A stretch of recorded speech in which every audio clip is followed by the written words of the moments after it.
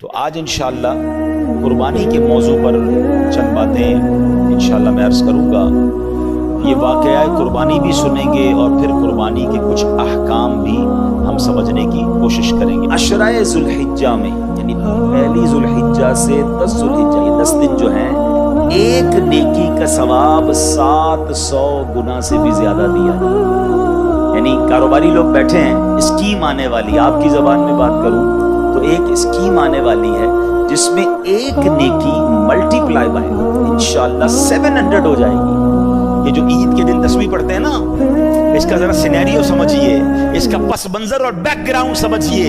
یہ کتنی مبارک تسبیح ہے کہ اس کے شروع کے الفاظ حضرت جبریل کی زبان سے نکلے ہیں، اس کے درمیان کے الفاظ حضرت ابراہیم کی آواز میں نکلے ہیں اور آخری الفاظ حضرت اسماعیل کی زبان سے نکلے ہیں۔ ہم تو تسبیح نارملی پڑھ لیتے ہیں، مگر اس سینیریو کو، اس قربانی کو، اس عظیم واقعے کو تو یاد کیا کرو۔ بلکہ میرے پیارے اسلامی بھائیوں، اس بیان کو، اس واقعے کو اپنے بچوں کو سنائیں۔ آج ہمارے سامنے تو ہم نے اپنے قربانی کو ایک فیسٹیول بنا دیا ہے۔ جناب جانور آ رہے ہیں، تصویریں کھینچ رہی ہیں، ہم گھما رہے ہیں، پھرا رہے ہیں اور ذبح کے بعد جناب پھر اس کی باربیکیو پارٹیاں ہوں گی۔ کون بتائے گا بچوں کو؟ کون یاد کرے گا اس قربانی کو؟ ارے سوچو تو صحیح، 99 سال کی دعاؤں کے بعد بیٹا ملا تھا اور اس کو ذبح کرنے چلے تھے۔ ہمیں کہا گیا صرف جانور قربان کر دو۔ ذرا سوچیے اگر ہم سے کہہ دیا جائے کہ کم از کم زندگی میں ایک بار سب اپنا اپنا بچہ ذبح کرو، ہم کرتے؟ ہم کر پاتے ہیں؟ یا نماز کے لیے ٹائم نہیں ہے لوگوں کے پاس؟ اب اس تسبیح کو ذرا اس تصور میں تو پڑھیے نا کہ سبحان اللہ پہلے حضرت جبرائیل کا کہہ رہے ہیں اور پھر حضرت ابراہیم اور آخر میں حضرت اسماعیل مل کر پڑھیں گے اللہ اکبر اللہ اکبر لا الہ الا اللہ واللہ اکبر اللہ اکبر وللہ الحمد اللہ اکبر اللہ اکبر لا الہ الا اللہ واللہ اکبر اللہ اکبر وللہ الحمد اللہ اکبر اللہ اکبر لا الہ الا اللہ واللہ اکبر اللہ اکبر وللہ۔ آج سے 5000 سال کم و بیش، بلکہ اس سے بھی زیادہ سالوں پہلے 8 ذو الحجہ 7 اور 8 کی درمیانی رات تھی کہ اللہ کے خلیل حضرت ابراہیم علیہ نبینا علیہ السلام نے خواب دیکھا اور خواب میں کوئی کہنے والا کہہ رہا تھا کہ اپنے بچے کو ذبح کرو۔ اب آپ بیدار ہوئے اور آپ سوچنے لگے کہ یہ اللہ کی طرف سے خواب ہے یا شیطان کی طرف سے کوئی اشارہ ہے۔ آپ ہیزیٹیٹ تھے، آپ کنفیوز تھے، سوچ و بچار کر رہے تھے۔ یوم الترویہ کہا جاتا ہے 8 ذو الحجہ کو۔ ترویہ کے معنی ہے سوچ و بچار، سوچ و بچار کا دن 8 ذو الحجہ۔ حضرت ابراہیم علیہ السلام سوچ بچار میں رہے، اس لیے اس کو یوم الترویہ کہا جاتا ہے۔ پھر 8 اور 9 کی رات یعنی جس کو 9ویں رات کہتے ہیں، حضرت ابراہیم علیہ السلام نے پھر خواب دیکھا۔ پھر آپ کو خواب میں یہی بتایا گیا کہ آپ نے اپنے بیٹے کو ذبح کرنا ہے۔ اب آپ نے پہچان لیا کہ یہ اللہ کی طرف سے حکم ہے، یہ آرڈر اللہ کی طرف سے آیا ہے۔ اس لیے 9 ذو الحجہ کو یوم عرفہ کہا جاتا ہے۔ عرفہ کے معنی ہے پہچاننا، یعنی پہچاننے کا دن۔ لوگ حاجی 9 ذو الحجہ کو یوم عرفات میں جاتے ہیں، ہم یوم عرفہ کہتے ہیں۔ ایکچولی اس نام کی وجہ یہ ہے کہ حضرت ابراہیم علیہ السلام اس دن پہچان گئے کہ یہ اللہ کا حکم ہے۔ اور 10 ذو الحجہ کو یوم النحر کہا جاتا ہے، ذبح کا دن۔ تو یہ اس لیے کہا جاتا ہے کہ حضرت ابراہیم علیہ السلام نے اس دن حضرت اسماعیل علیہ السلام کو ذبح کرنے کا ارادہ کر لیا اور آپ چل پڑے ذبح کرنے کے لیے، اس لیے اس کو یوم النحر کہا جاتا ہے۔ ٹھیک ہے، پہلے یہ بات یاد رکھیے۔ اچھا، یہاں ایک شرعی مسئلہ بیان کر دوں کہ اگر آج کسی کو خواب میں کوئی ایسی بات آ جائے کہ اپنا بیٹا ذبح کر دیں یا فلاں چیز قربان کر دیں یا فلاں، یعنی یاد رکھیے ہم عام انسانوں کا خواب حجت اور دلیل نہیں ہوتی ہے۔ ہم میں سے کوئی بھی ایسا خواب دیکھ کر کوئی بھی ایسا کام کرے گا وہ گناہگار ہوگا۔ انبیاء کے خواب وحی ہوتے ہیں، ہمیں خواب میں کچھ بھی دکھ جائے، کوئی بھی آ کر کہہ دے، اگر وہ حکم شریعت سے ٹکراتا ہے تو ہم خواب پر عمل نہیں کریں گے، ٹھیک ہے نا؟ مثال کے طور پہ کسی کو اس کی مرحوم والدہ خواب میں آ جائیں اور وہ خواب میں آ کر کہیں کہ بیٹا نماز پڑھو، اچھی بات ہے بھائی نماز پڑھے، صدقہ و خیرات دو، اچھی بات ہے، خواب میں آیا چلے دے دیں۔ ماں خواب میں آ کر یہ بولے بیٹا نماز نہ پڑھو، تو اب خواب نہیں مانیں گے۔ ہو سکتا ہے میں نے دیکھا کچھ تھا، سمجھا کچھ تھا، خواب میں تو ویسے بھی بہت ساری چیزیں دیکھ رہے ہوتے ہیں جو ہمیں بات اٹھ کے سمجھ نہیں آ رہی تھی، کیسے ہو سکتا ہے؟ تو آپ بات سمجھ رہے ہیں؟ تو اس واقعے کے بعد کوئی شیطان ہے نا، کسی کے دماغ میں یہ بات ڈال دے کہ جب حضرت ابراہیم کو خواب آیا تھا وہ بھی چلے بیٹا ذبح کرنے، ہم بھی چلتے ہیں۔ ایسا ہم انسانوں کے لیے، عام مسلمانوں کے لیے ایسا نہیں ہوگا، یہ بات سمجھ لیجیے۔ اچھا اب ذرا سمجھیے گا، یہ کوئی چھوٹی قربانی نہیں تھی اور یہ پہلی قربانی بھی نہیں تھی۔ حضرت ابراہیم علیہ السلام کی سیرت میں اتنی قربانیاں ہیں اور ایسی قربانیاں ہیں کہ عقلیں حیران ہو جاتی ہیں۔ سب سے پہلے یہ سمجھنا ہوگا کہ حضرت ابراہیم علیہ السلام کو حضرت اسماعیل علیہ السلام ملے کیسے؟ آپ کے بیٹے ہیں نا، آپ کو پتہ ہی کتنی ایج میں حضرت اسماعیل علیہ السلام پیدا ہوئے؟ حضرت ابراہیم علیہ السلام کی عمر ہو گئی تھی 99 سال۔ وہ 99 سال کی عمر تک دعائیں کرتے رہے، یا اللہ بیٹا دے دے، یا اللہ بیٹا دے دے۔ اور دعا کیا ہوتی تھی؟ اسمع یا ایل، اسمع یا ایل۔ اس کے معنی کیا ہے؟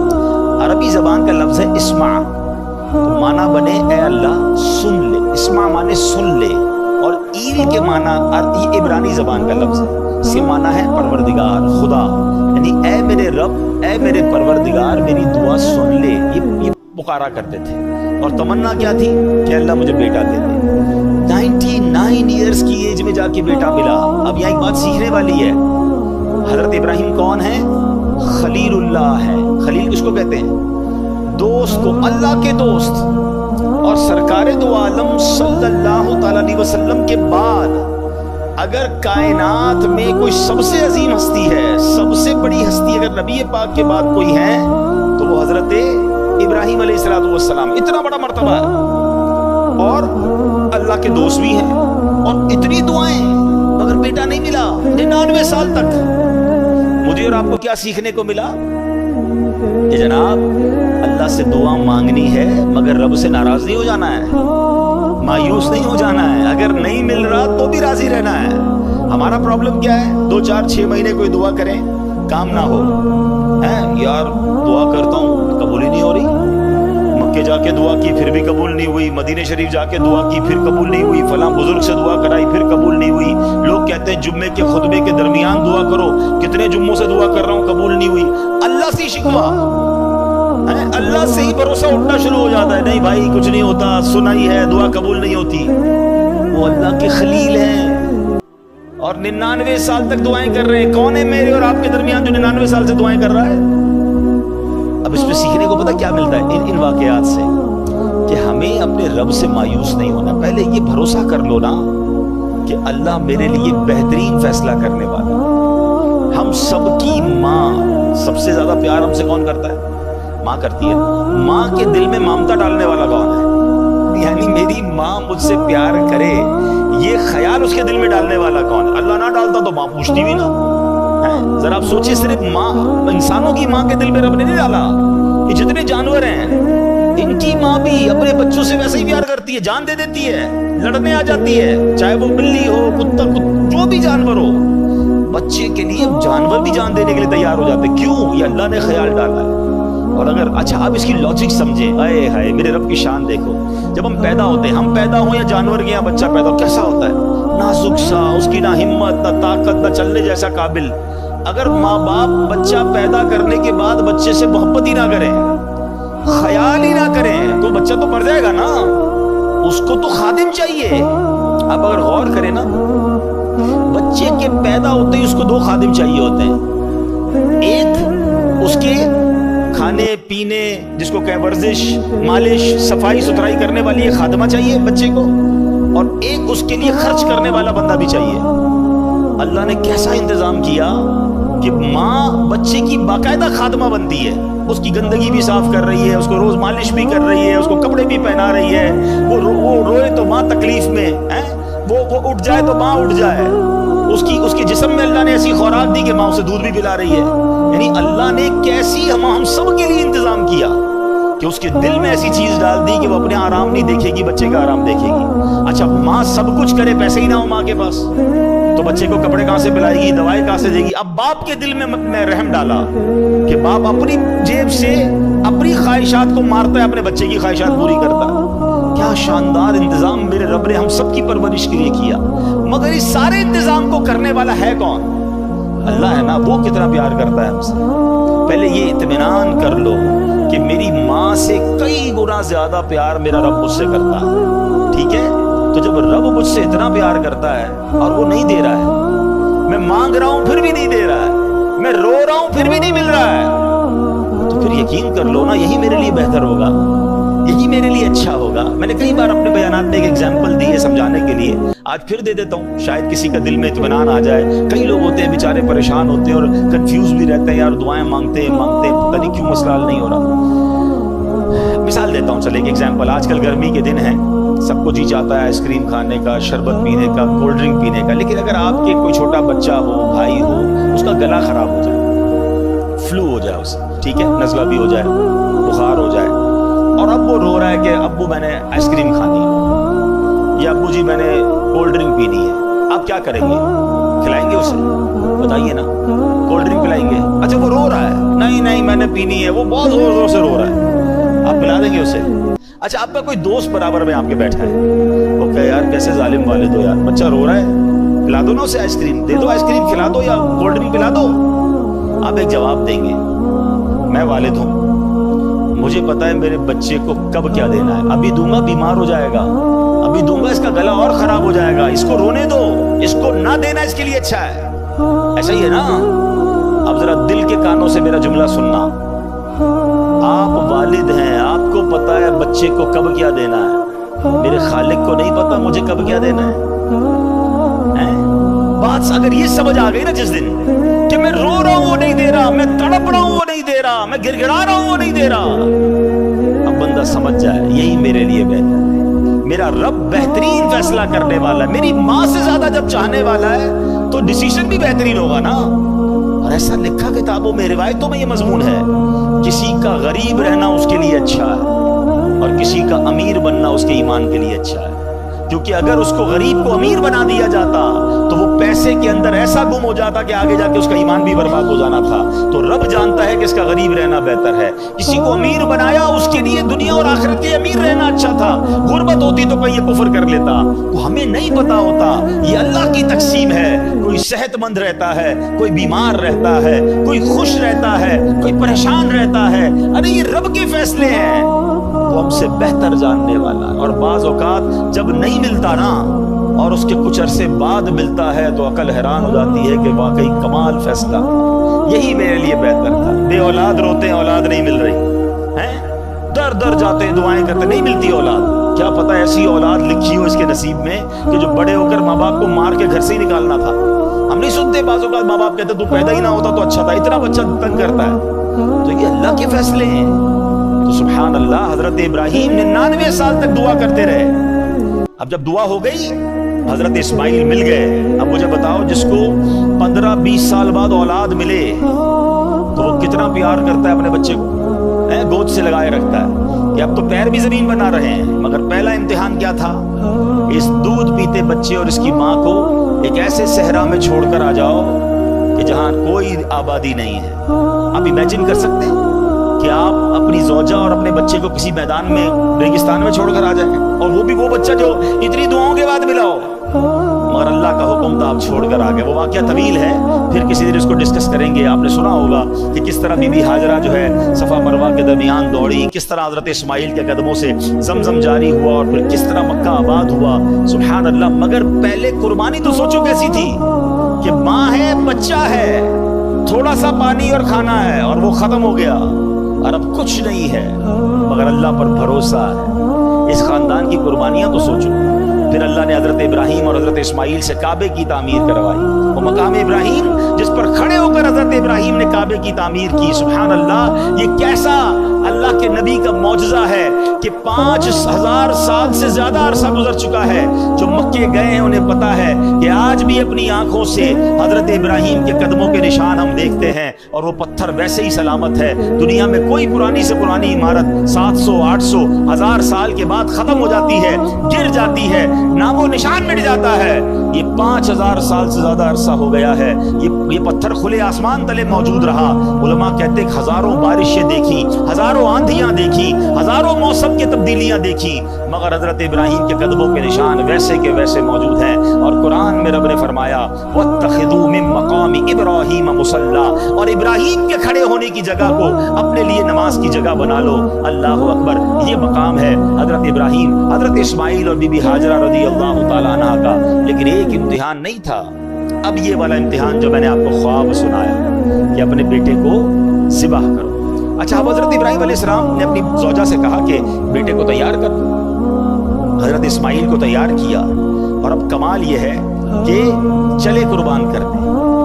جب قربان کرنے چلے تو شیطان کب یہ چاہتا کہ اتنی بڑی قربانی, اتنا بڑا جناب ثواب حضرت ابراہیم کما لیں گے. تو شیطان اب پہلے حضرت ابراہیم کے پاس آیا انسانی شکل میں. اے ابراہیم کہاں چلے؟ کہا بیٹے کو لے کے جا رہا ہوں. کہا مجھے پتا ہے آپ ذبح کرنے جا رہے ہیں. حضرت ابراہیم نے کہا کہ اب بیٹے کو باپ ذبح کرتا ہے؟ کہا مجھے پتا ہے آپ کو اللہ کا حکم ملا ہے. آپ نے فرمایا پھر اللہ کا حکم ہے تو میں اس پر راضی ہوں. شیطان مردود وہاں سے جا کر حضرت بی بی ہاجرہ کے پاس جاتا. اب ماں کتنا پیار کرتی ہے بچے سے, وہ بھی بچہ وہ جو اتنی دعاؤں کے بعد ملا ہو. آپ کو پتا ہے حضرت اسماعیل کی عمر کتنی تھی اس وقت؟ ایک روایت کے مطابق 7 سال اور ایک روایت کے مطابق 13 سال. کیا عمر ہوتی ہے یہ؟ حضرت ہاجرہ کے پاس جا کر کہتا ہے اے ہاجرہ تمہیں پتا ہے تمہارے شوہر بیٹے کو کہاں لے جا رہے ہیں؟ کہاں لے جا رہے ہیں؟ کہا ذبح کرنے لے جا رہے ہیں. کہا کیا باپ بیٹے کو ذبح کرتا ہے؟ کہاں اس لیے ذبح کر رہے ہیں کہ اللہ کا حکم ہے. بی بی ہاجرہ کہتی ہے اگر میرے رب کا حکم ہے تو پھر ہم راضی ہیں. کیا گھرانہ ہے یہ. اب حضرت اسماعیل کے پاس چلا گیا شیطان, چھوٹی عمر ہے. کہے بیٹے تمہیں پتا ہے تمہارے والد کہاں لے جا رہے ہیں؟ کہاں لے جا رہے ہیں؟ میرے والد تو کہیں مجھے کسی سے ملانے لے جا رہے ہیں, تیار کروایا تھا نا. کہ نہیں تمہیں ذبح کرنے لے جا رہے ہیں. کہتے کیا باپ بیٹے کو ذبح کرتا ہے؟ ہاں اس لیے ذبح کر رہے ہیں کہ اللہ کا حکم ہے. حضرت اسماعیل کہتے ہیں رب کا حکم ہے تو پھر میں بھی راضی. یہ لوگ تھے. ہاں اب کمال یہ ہے کہ اب حضرت ابراہیم علیہ السلام کو جب وہ سامنے آئے نا شیطان, تو فرشتوں نے کہا اس کو کنکر مارے. آپ نے ایک بار کنکر مارے, تھوڑا آگے گئے فرشتے نے کہا پھر کنکر مارے, آپ نے پھر پتھر مارے, پھر آگے گئے پھر کنکر مارے. یہ جو آج حاجی جمرات کی رمی کرتے ہیں شیطان کو کنکر مارتے ہیں, اللہ نے حضرت ابراہیم خلیل اللہ اپنے خلیل کی وہ ادا ایسے باقی رکھی ہے کہ جب تک شیطان کو کنکر نہیں ماریں گے حاجیوں کا واجب ادا نہیں ہوگا. اللہ اکبر. پتا چلا کہ رب نے اپنے پیارے کی ادا کو کیسے باقی رکھا ہے. اچھا اب جناب کیا ہوا, حضرت ابراہیم علیہ السلام نے تو ایک اور کمال یہ کیا کہ اپنے بیٹے سے پھر مشورہ بھی کر لیا. اور یہ جو کانورزیشن ہے, یہ جو بات چیت ہے باپ بیٹے میں, اللہ نے اس کو قرآن میں ذکر کیا. حضرت ابراہیم علیہ السلام اپنے بیٹے سے پوچھتے ہیں یا بنیا انی ارا فی المنام انی اذبحک فانظر ماذا تری. وہ کہتے ہیں کہ اے میرے بیٹے میں نے خواب دیکھا کہ میں تجھے ذبح کرتا ہوں, اب تو دیکھ تیری کیا رائے ہے. بیٹا تو بتا تیری کیا رائے ہے. پوچھ لیا آپ نے ڈائریکٹ. اب حضرت اسماعیل کا ذرا جواب سنیں, کیسا بیٹا ہے یہ, کیسی تربیت ہے. حضرت اسماعیل کہتے ہیں یا ابت افعل ما تؤمر, اے میرے والد کیجئے جس کا آپ کو حکم ہے. خدا نے چاہا تو قریب ہے آپ مجھے صابر یعنی صبر کرنے والا پائیں گے. اللہ اکبر. اب حضرت اسماعیل نے بڑی انوکھی بات کی حضرت ابراہیم سے. کہتے بابا جان ایک کام کیجئے گا, ذرا چھری کو تیز کر دیجئے گا تاکہ مجھے ذبح ہوتے ہوئے تکلیف کم ہو. مجھے اچھی طرح رسیوں سے باندھ دیجئے گا تاکہ میں زیادہ ہلوں تو میرے خون کے چھینٹے کہیں آپ کے کپڑوں پر نہ پڑ جائے. اے بابا جان مجھے سیدھا نہیں, مجھے الٹا چہرے کے بر لٹا دیجئے گا, پیشانی کے بل لٹائیے گا کیونکہ میرا چہرہ آپ کو دیکھنا نہ پڑے. اور جب مجھے ذبح کر لیں تو میرا یہ جو لباس ہے نا یہ میری ماں بی بی ہاجرہ کو دے دیجئے گا تاکہ ان کو کچھ تسلی ہو جائے. آپ سوچ سکتے ہیں یہ باپ بیٹے کی کانورسیشن, یہ کیسی قربانی تھی. اور ایسے ہی ہوا، حضرت ابراہیم علیہ السلام نے اپنے بیٹے کو رسیوں سے باندھ دیا، چھری کو تیز بھی کر لیا، پیشانی کے بل بھی لٹا دیا، اور سبحان اللہ آپ کے لیے جو حکم تھا، آپ کا جو کام تھا، جو بندگی تھی، آپ نے کر دی۔ وہ تو کر چکے جو کرنی بشر کی ہے، آپ نے چھری کو پھرا دیا۔ مگر سبحان اللہ، میرا رب چاہے تو چھری بھی کام نہ کرے نا، چھری نے کاٹا نہیں۔ یا یہ بات بھی سمجھنی ہے، حضرت ابراہیمی کے دو واقعات ہیں جو پھر ہمیں توکل سکھاتے ہیں۔ آپ وہ واقعہ پھر کبھی ڈسکس کریں گے، لیکن ماشاءاللہ آپ نے سنا ہوگا کہ حضرت ابراہیم علیہ السلام کو نمرود نے ایک آگ لگائی تھی جس میں ڈالا گیا تھا۔ آگ کا کام کیا ہے بتاؤ نا؟ جلانا ہے نا؟ آگ نے جلایا نہیں نا؟ کیا ہوا؟ اتنی بڑی آگ تھی، آپ کو تھرو کر دیا گیا آگ میں، اور 1-2 منٹ نہیں، آپ ایک روایت کے مطابق 7 دن اور ایک روایت کے مطابق 40 دن اس آگ میں رہے، مگر آپ کا بال بھی بیکا نہیں ہوا۔ تو پتہ کیا چلا کہ آگ کا کام جلانا ہے، مگر رب چاہے تو آگ نہیں جلائے گی۔ چھری کا کام کاٹنا ہے، مگر میرا رب چاہے تو پھرا دے کوئی چھری، مگر چھری نے کاٹنا نہیں ہے۔ تو پتہ یہ چلا کہ اگر آج بھی، اب یہ ہمارے لیے پھر پیغام ہے، ہم بہت ساری چیزیں کیلکولیٹر سے چل رہے ہوتے ہیں، بہت ساری چیزیں کیلکولیشن سے چل رہے ہوتے ہیں، یار یہ ہوگا تو پھر یہ ہو جائے گا، یوں کروں گا تو یہ ہو جائے گا، اتنی بڑی مشکل میں ہوں، یار کیلکولیشن بتاتی ہے یہ مشکل نہیں ختم ہوگی، میں یہ قرضے سے نہیں نکل سکوں گا، میں اس پرابلم سے نہیں نکل سکوں گا، ڈاکٹر کہتے ہیں بیماری ایسی ہے کہ بندہ نہیں بچے گا، ہم مایوس ہو جاتے ہیں، ہم اللہ کی رحمت سے مایوس ہو جاتے ہیں۔ ارے میری ایک بات تو سمجھ لو، مشکل کتنی ہی بڑی کیوں نہ ہو، میرے اور آپ کے لیے بڑی ہے، میرے رب کے لیے بڑی نہیں ہے۔ ان اللہ علی کل شیء قدیر، وہ چاہے تو آگ کو باغ بنا سکتا ہے، وہ چاہے تو چھری گلے پہ پھرا دی جائے کاٹتی نہیں ہے۔ ارے میرا رب چاہے تو اندھیرے کنویں سے نکال کر حضرت یوسف کو مصر کا بادشاہ بنا سکتا۔ ختم ہو گئی تھی نا لائف، بھائیوں نے باندھ کر کنویں میں ڈال دیا تھا، اب اور کیا بچتا ہے؟ مگر اللہ نے صرف کنویں سے نہیں نکالا، مصر کا بادشاہ بنایا۔ حضرت میرا رب چاہے دریائے نیل حضرت موسیٰ اور ان کے ساتھیوں کے لیے راستے نکالتا ہے، اور اسی دریائے نیل میں پیچھے آنے والے فرعونیوں کو غرق بھی کر دیتا۔ تو اللہ پر بھروسہ رکھو نا، ہم کیوں بھروسہ توڑ دیتے ہیں؟ ہم کیوں مایوس ہو جاتے ہیں؟ لوگ خودکشی کی باتیں کرنے لگ جاتے ہیں، لوگ ڈپریشن کی طرف چلے جاتے ہیں کہ نہیں ہو سکتا۔ ارے حضرت آپ کو نہیں پتا پرابلم بہت بڑا ہے، یقیناً تمہارا پرابلم کتنا ہی بڑا کیوں نہ ہو، میرے رب کی قدرت اس سے بڑی ہے، میرے رب کی نگاہ رحمت پڑنی ہے، تمہارے مسائل حل ہو سکتے ہیں، بس اصل بھروسہ چاہیے۔ علامہ اقبال شاعر مشرق نے کہا نا کہ اگر آج بھی ہو ابراہیم سا ایمان پیدا، there is only one condition، ایمان وہ والا چاہیے۔ اگر آج بھی ہو ابراہیم سا ایمان پیدا، آگ کر سکتی ہے انداز گلستہ پیدا۔ اب کیا ہوا؟ چھری کھرا دی، چھری نے کاٹا نہیں، اور اب اللہ نے حکم دیا حضرت جبریل امین کو، اے جبریل جاؤ اور جنتی مینڈھا لے کر جاؤ۔ اور حضرت جبریل جنت سے مینڈھا لے کر آئے، اور جب لے کر آئے نا، حضرت جبریل کی آواز کیا تھی؟ اللہ اکبر، اللہ اکبر۔ حضرت ابراہیم اپنے بیٹے کے اوپر جھکے ہوئے ہیں، چھری ہاتھ میں ہے، آسمان کی طرف نظر کی تو دیکھا کہ جبریل آسمان سے آ رہے ہیں۔ آپ سمجھ گئے کہ میرے امتحان کا وقت ختم ہو گیا۔ آپ نے کیا کہا؟ لا الہ الا اللہ واللہ اکبر۔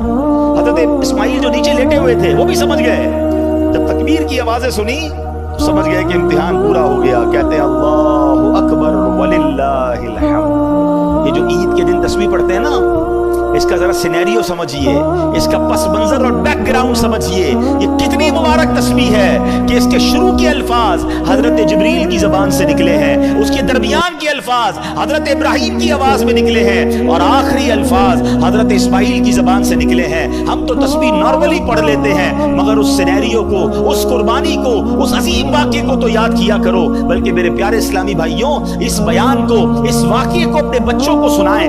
آج ہمارے سامنے تو ہم نے اپنے قربانی کو ایک فیسٹیول بنا دیا ہے، جناب جانور آ رہے ہیں، تصویریں کھینچ رہی ہیں، ہم گھما رہے ہیں، پھرا رہے ہیں، اور ذبح کے بعد جناب پھر اس کی باربیکیو پارٹیاں ہوں گی۔ کون بتائے گا بچوں کو؟ کون یاد کرے گا اس قربانی کو؟ ارے سوچو تو صحیح، 99 سال کی دعاؤں کے بعد بیٹا ملا تھا اور اس کو ذبح کرنے چلے تھے، ہمیں کہا گیا صرف جانور قربان کر دو۔ ذرا سوچیے اگر ہم سے کہہ دیا جائے کہ کم از کم زندگی میں ایک بار سب اپنا اپنا بچہ ذبح کرو، ہم کرتے؟ ہم کر پاتے؟ यहाँ नमाज के लिए टाइम नहीं है लोगों के पास, फर्ज हज हो जाता तो हज करने नहीं जाते, कौन कुर्बानी देता? सोचिए कितनी आसानी हमारे लिए, लेकिन क्या हम भूल जाएंगे उस कुर्बानी को? क्या याद नहीं करेंगे कि अल्लाह वालों ने कैसी कैसी कुर्बानियां दी?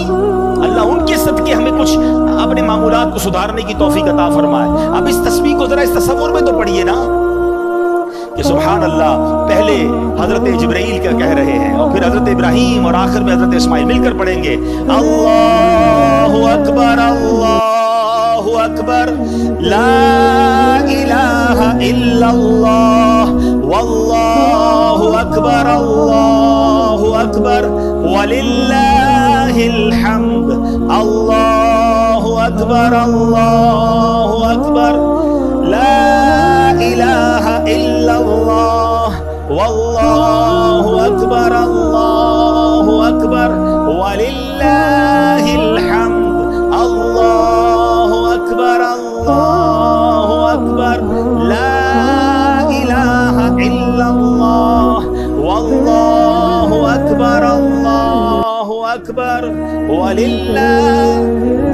चले इस तस्बीह का तरीका भी समझ लें कि ईद उल अजहा के लिए जब आप चलेंगे तो आपने इसको बुलंद आवाज से पढ़ना है। जब घर से निकले नमाज ईद के लिए तो बकरा ईद में बुलंद आवाज से पढ़े और ईद उल फितर में इसको पस्त आवाज से पढ़ना होता है। ईद की नमाज के लिए आने का एक और सुन्नत तरीका यह है कि ईद की नमाज के लिए एक रास्ते से आए और दूसरे रास्ते से आपने वापस जाना है।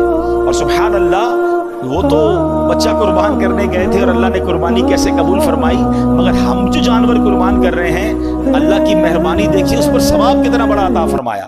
हदीस पाक में आता है कुर्बानी करने वाले को कुर्बानी के जानवर के हर बाल के बदले में एक नेकी मिलती है। जितने बाल होते हैं जानवर पर उतनी नेकियां मिलती हैं। एक और हदीस पाक, जिसने खुश दिली से तालिबे सवाब होकर कुर्बानी की तो वो आतिशे जहन्नम से हिजाब यानी रोक हो जाएगी। यानी अगर खुश दिली के साथ, बोझ समझ कर नहीं, या अल्लाह तेरा शुक्र तूने कुर्बानी करने की तौफीक दी, और अल्लाह के लिए कुर्बानी हो, दिखावे के लिए नहीं। आजकल तो कुर्बानी को भी जनाब एक स्टेटस सिंबल बना लिया गया है। मैं नहीं कहता कुछ जानवर अच्छे कुर्बान ना करें, बेहतरीन जानवर कुर्बान करें, अल्लाह ने दिया है, महंगे से महंगा जानवर कुर्बान करो, या अल्लाह तेरी मेहरबानी तूने इतना माल दिया। लेकिन वो इसलिए नहीं कि शो ऑफ, मैं सबसे बड़े जानवर लाया हूं, मेरे नाम होगा, मेरा जनाब, उसके बाद उस लोगों में वाह वाह होगी। अगर ये नीयत है तो फिर सवाब नहीं मिलता अल्लाह की रिजा के लिए। हाँ, हम पता है कुर्बानी के लिए एक दुआ पढ़ते हैं, मैं आगे वो दुआ भी सुनाऊंगा, उसमें भी यही मकसद है। एक और बड़ी प्यारी हदीस पाक, प्यारे आका अलैहिस्सलाम ने अपनी प्यारी साहबजादी खातून जन्नत बीबी फातिमा ज़हरा रदी अल्लाह तआला अन्हा से फरमाया, अपनी ए फातिमा अपनी कुर्बानी के पास मौजूद रहो, क्योंकि उसके खून का पहला कतरा गिरेगा और तुम्हारे सारे गुनाह मुआफ कर दिए जाएंगे।